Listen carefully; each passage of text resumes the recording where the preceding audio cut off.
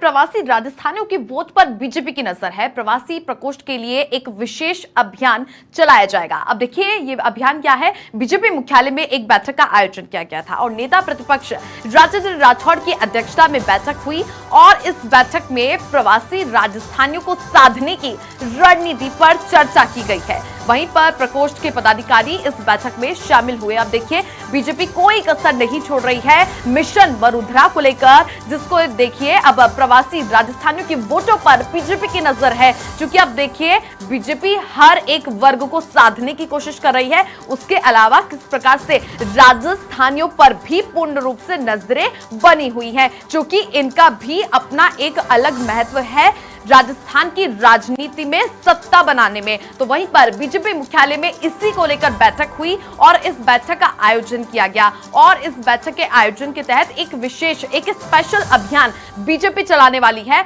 जिसको लेकर प्रवासी प्रकोष्ठ के लिए ये स्पेशल अभियान बीजेपी चलाएगी। और इसी के तहत नेता प्रतिपक्ष राजेंद्र राठौड़ की अध्यक्षता में ये बैठक हुई। राजेंद्र राठौड़ ने इसकी अगुवानी की। इसी दौरान आप देखिए कि तमाम और कार्यकर्ता और नेता मौजूद रहे। इसी बीच में अब आप देखिए प्रवासी राजस्थानियों को साधने की रणनीति पर चर्चा हुई है। सभी को इसी को लेकर जो रणनीति है वो बताई गई है। तैयारियां बीजेपी अब कर रही है। प्रकोष्ठ के पदाधिकारी भी इस बैठक में शामिल हुए। वहीं पर अब देखिए प्रवासी राजस्थानियों के वोटों पर बीजेपी की पूर्ण रूप की नजर है और साथ ही साथ हर एक वर्ग को साध कर अपने साथ लेकर के रणनीति तैयार कर रही है भारतीय जनता पार्टी। और इसी बीच में राजस्थान में कोई कसर नहीं छोड़ना चाहती है। भारी बहुमत के साथ जीत को लेकर लगातार भारतीय जनता पार्टी की तरफ से कहा जाता है कि डबल इंजन की सरकार बनेगी और डबल इंजन की सरकार बनाने के लिए आप देखिए हर एक वर्ग का भारतीय जनता पार्टी के साथ होना बेहद जरूरी है।